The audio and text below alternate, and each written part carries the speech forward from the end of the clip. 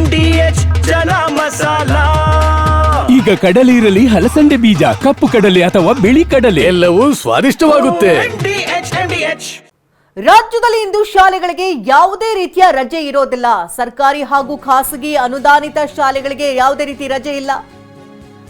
ಇವತ್ತು ರಾಜ್ಯದಲ್ಲಿ ಸಾರಿಗೆ ಬಸ್ ಬಂದ್ ಆಗ್ತಾ ಇದೆ, ಆದರೂ ಕೂಡ ಶಾಲೆಗಳಿಗೆ ರಜೆ ಇಲ್ಲ. ಎಂದಿನಂತೆ ಶಾಲೆಗಳು ನಡೆಯುತ್ತೆ, ಕಾಲೇಜುಗಳು ಕೂಡ ತೆರೆದಿರುತ್ತೆ. ಬಸ್ಗಳನ್ನೇ ಆಶ್ರಯಿಸಿರುವಂತಹ ವಿದ್ಯಾರ್ಥಿಗಳಂತೂ ಈ ಸಂದರ್ಭದಲ್ಲಿ ಪರದಾಟವನ್ನ ನಡೆಸಬೇಕಾದಂತಹ ಪರಿಸ್ಥಿತಿ ಅಂತೂ ಪಕ್ಕ.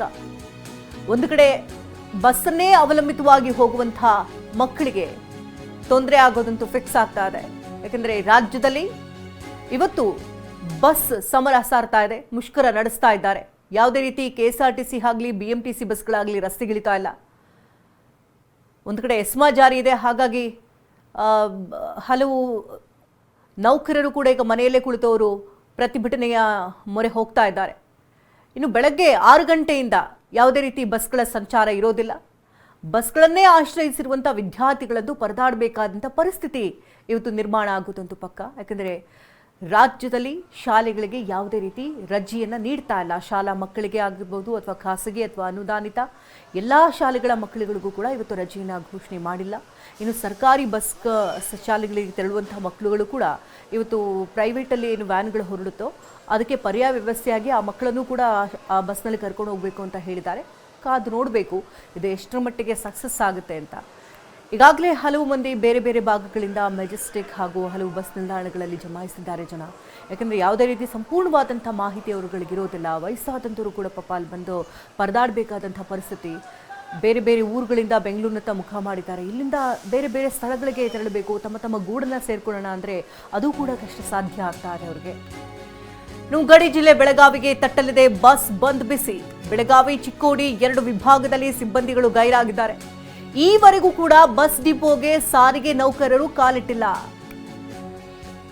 ಬೆಳಗಾವಿ ಗಡಿ ಜಿಲ್ಲೆ ಬೆಳಗಾವಿಯಲ್ಲಿ ಬಂದ್ ಬಿಸಿ ತಟ್ತಾ ಇದೆ ಈಗಾಗಲೇ ಬೆಳಗ್ಗೆ. ಅಂದ್ರೆ ಪ್ರತಿನಿತ್ಯ ಕೂಡ ಇಲ್ಲಿ ಒಂದು 700ಕ್ಕೂ ಅಧಿಕ ಬಸ್ಗಳು ಅಲ್ಲಿ ಸಂಚಾರವನ್ನು ಮಾಡ್ತವೆ. ಚಿಕ್ಕೋಡಿ ವಿಭಾಗದಲ್ಲಿ 668 ಬಸ್ಗಳು ಓಡಾಟ ಪ್ರತಿನಿತ್ಯ ಇರ್ತಾ ಇತ್ತು. ಈ ಎರಡೂ ಕಡೆಗಳಲ್ಲಿ 4300ಕ್ಕೂ ಅಧಿಕ ಜನ ಸಿಬ್ಬಂದಿ ಕರ್ತವ್ಯವನ್ನ ನಿರ್ವಹಣೆ ಮಾಡ್ತಾ ಇದ್ರು. ಆದರೆ 6 ಗಂಟೆ ಆಗ್ತಾ ಇದೆ ಇನ್ನೇನು ಹತ್ತತ್ರ.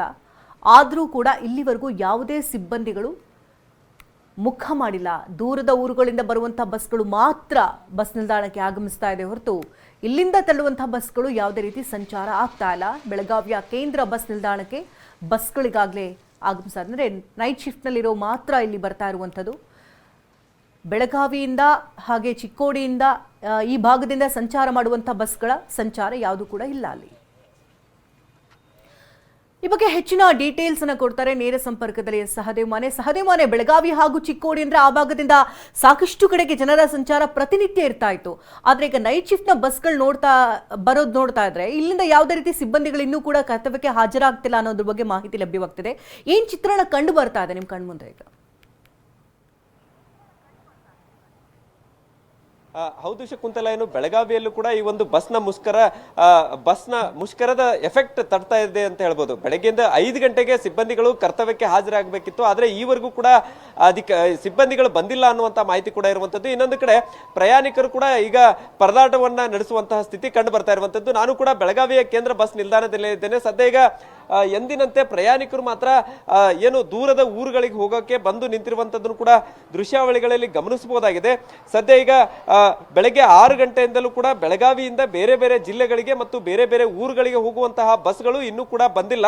ಬೆಳಗ್ಗೆ 5 ಗಂಟೆಗೆ ಎಲ್ಲ ಸಿಬ್ಬಂದಿಗಳು ಬೆಳಗಾವಿಯ ಆಯಾ ಡಿಪೋಗಳಿಗೆ ಬಂದು ಹಾಜರಾಗಬೇಕಿತ್ತು, ಆದರೆ ಈವರೆಗೂ ಕೂಡ ಬಂದಿಲ್ಲ. ಅದರ ಜೊತೆಗೆ ಸಿಬ್ಬಂದಿಗಳು ಬರುವಿಕೆಗಾಗಿ ಇಲ್ಲಿರುವಂತಹ ಸಾರಿಗೆ ಇಲಾಖೆ ಅಧಿಕಾರಿಗಳು ಕಾದು ಕುಳಿತಿದ್ರೆ, ಇನ್ನೊಂದು ಕಡೆ ಬೆಳಗಾವಿಯ ಕೇಂದ್ರ ಬಸ್ ನಿಲ್ದಾಣಕ್ಕೆ ಬೆಳಗಾವಿಯ ಮಾರ್ಕೆಟ್ ಠಾಣೆಯ CPI ಮತ್ತು 3 ಜನ ಪೊಲೀಸ್ ಏನು PSIಗಳು ಕೂಡ ಅದರ ಜೊತೆಗೆ ಅವರ ಸಿಬ್ಬಂದಿಗಳು ಕೂಡ ಈಗಾಗಲೇ ಬಂದು ಯಾವ ರೀತಿಯಾದಂತಹ ಬಸ್ನ ಮುಷ್ಕರದ ಎಫೆಕ್ಟ್ ತಡ್ತಾ ಇದೆಯಾ, ಪ್ರಯಾಣಿಕರು ಏನಾದರೂ ಪರದಾಟವನ್ನ ನಡೆಸ್ತಾ ಇದ್ದಾರೆ ಅಥವಾ ಬಸ್ಗಳ ಸಂಚಾರಕ್ಕೆ ಏನಾದರೂ ಅನುಕೂಲ ಮಾಡಿಕೊಡ್ಬೇಕನ್ನುವಂತಹ ನಿಟ್ಟಿನಲ್ಲಿ ಕೂಡ ಈಗಾಗಲೇ ಪೊಲೀಸರು ಬಂದು ಪರಿಶೀಲನೆ ಕೂಡ ನಡೆಸ್ತಾ ಇರುವಂತದ್ದು.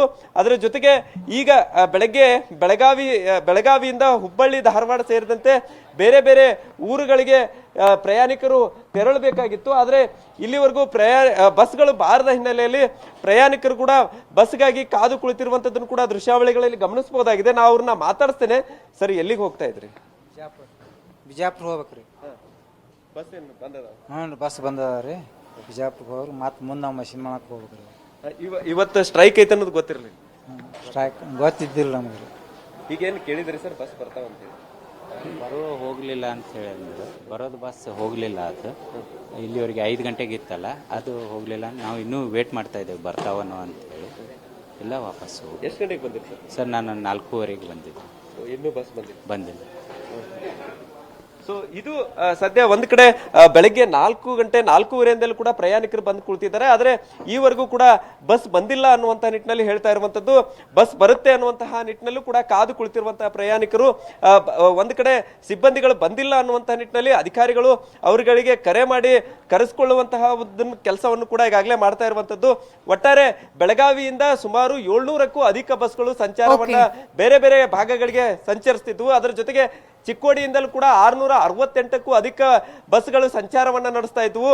ಒಟ್ಟು 4300ಕ್ಕೂ ಅಧಿಕ ಸಿಬ್ಬಂದಿಗಳು, ನೌಕರರು ಈ ಒಂದು ದಿನನಿತ್ಯ ಕಾರ್ಯದಲ್ಲಿ, ಕರ್ತವ್ಯದಲ್ಲಿ ಭಾಗಿಯಾಗ್ತಾ ಇದ್ರು. ಆದ್ರೆ ಈವರೆಗೂ ಕೂಡ ಸಿಬ್ಬಂದಿಗಳು ಮತ್ತು ನೌಕರರು ಬಾರದ ಹಿನ್ನೆಲೆಯಲ್ಲಿ ಪ್ರಯಾಣಿಕರ ಪರದಾಟ ಕಂಡು ಬರ್ತಾ ಇರುವಂತದ್ದು. ಶಕುಂತಲಾ, ಧನ್ಯವಾದ ಸಹದೇವ್ ತಮ್ಮೆಲ್ಲ ಅಪ್ಡೇಟ್ಸ್ಗಾಗಿ. ವಾ, ಯಾಕೆ ಈಗ ಬಂತ ಸ್ವಾದ? ಖಂಡಿತ ಈಗ ಬಂತು ಅಸಲಿ ಸ್ವಾದ. MDH chunky chaat masala life ಅಲ್ಲಿ ಅಸಲಿ ಸ್ವಾದ ತರುತ್ತೆ. ಅಸಲಿ ಮಸಾಲ, ಎಸ್ ಎಸ್ MDH.